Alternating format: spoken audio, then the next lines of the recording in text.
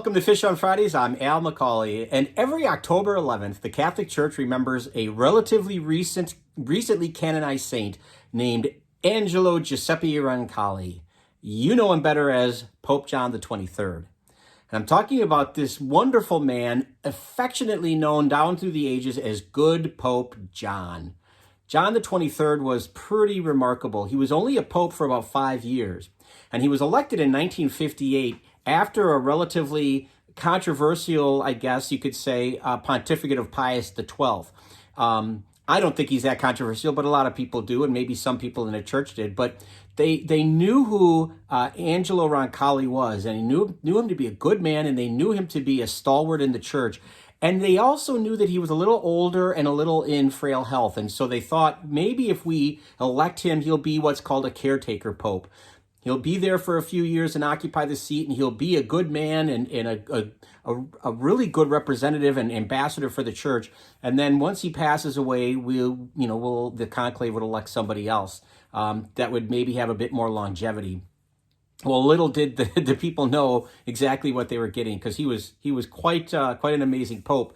But let's back up a little bit and look at his life. He was born the fourth child of 13 to a very poor Italian sharecropping family. Lived in northern Italy, I should say, up in the northern part of Italy. And he was very much involved with the church. His whole family was very, very Catholic, very religious. He's going to be ordained as a priest in 1904, and he's going to live that way. And World War I is going to break out in 1914, 10 years later, and he's going to serve in World War I as a chaplain. Eventually, after the war ends, he's going to emerge, and he's going to eventually be elevated to the office of cardinal in 1953.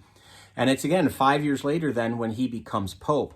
And it's interesting because when somebody's elected pope in a conclave, they typically have cassocks that they would put on, and they have 3 of them ready, small, medium, and large. I'm just simplifying this, so that they could put on the papal garments and then go to the balcony and wave to the people and ask for their prayers when they say, oh, the conclave has elected the next pope. Well, John the 23rd was a very portly man, and he knew this too. He would kind of make fun of himself, a great self-depreciating humor. But the story is that when it came time, because he was so large, when it came time for him to put on the cassock to go out and greet people from the balcony, that the largest one they had wouldn't fit him. So they had to quick call in a seamstress to sew 2 of them together so that he could fit into one.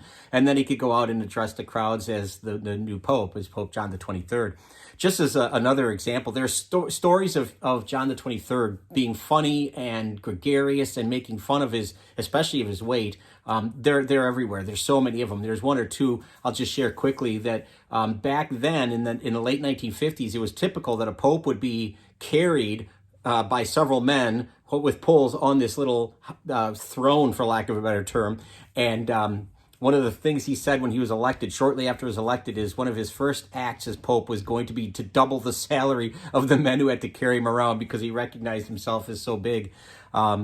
There was another story that he was at a function, some kind of I don't know if it was a party or a fundraiser or what. He was at a function, and he overheard 2 women talking who didn't know that he was as close as he was.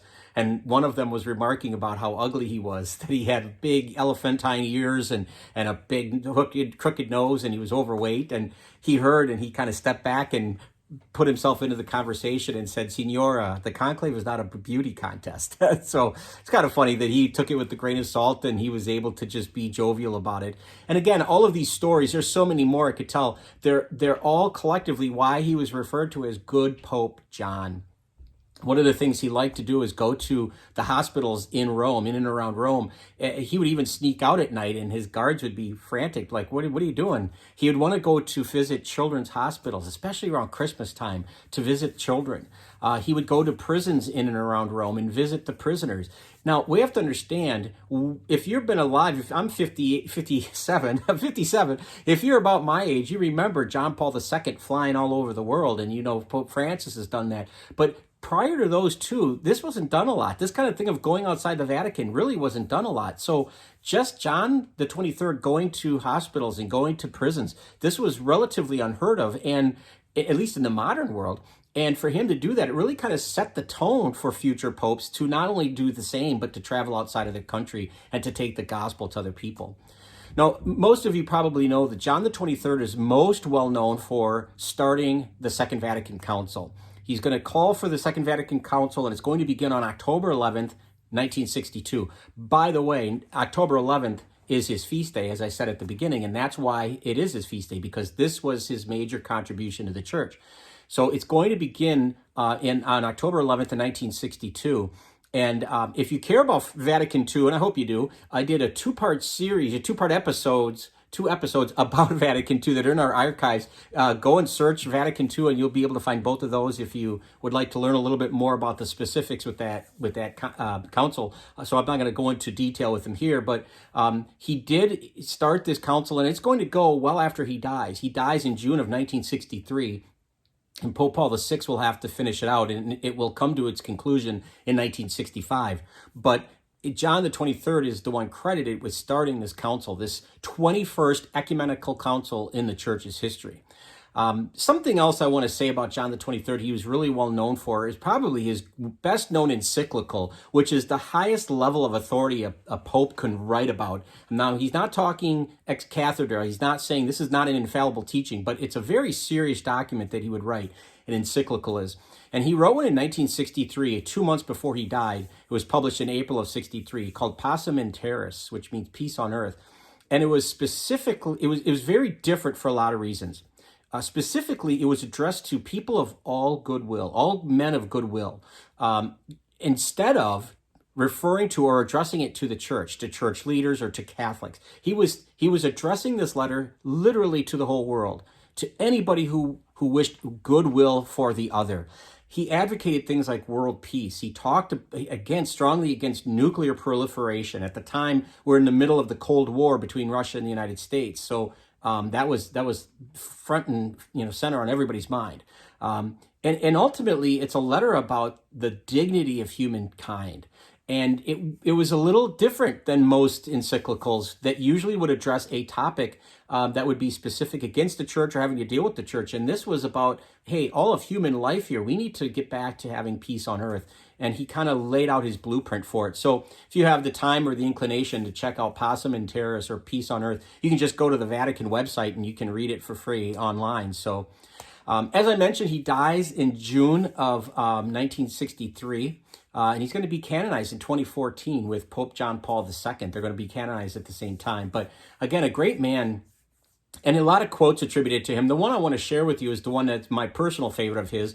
And it's something that we, I think, can all take to heart and should practice as people of, not just the people of faith, but people in the world who have to deal with people who might not agree with us. Think about the political strife in the United States, for instance, But he said, unity in necessary things. In other words, what brings us to those things that are so non-negotiable, we got to have unity in those. But freedom in doubtful things that aren't as locked down, or they're not non-negotiable. He would say, let's have some freedom to discuss those. But over and above all of them, he would say charity in all things. So unity in all things. Unity in necessary things, freedom in doubtful things, and charity above all things. So the idea that love ultimately is the thing that's got to guide our actions. That's what really is going to help bring about that peace on earth he wrote about in his encyclical. So there you go, Pope John the 23rd. Good Pope John. I hope you've enjoyed this, and I hope if you feel like you want to share this content, feel free to do so. We would love it if you would subscribe to our YouTube channel or follow us on Facebook. But either way, please keep tuning in every Friday for Fish on Fridays. Until next time, please be good to each other, and God bless.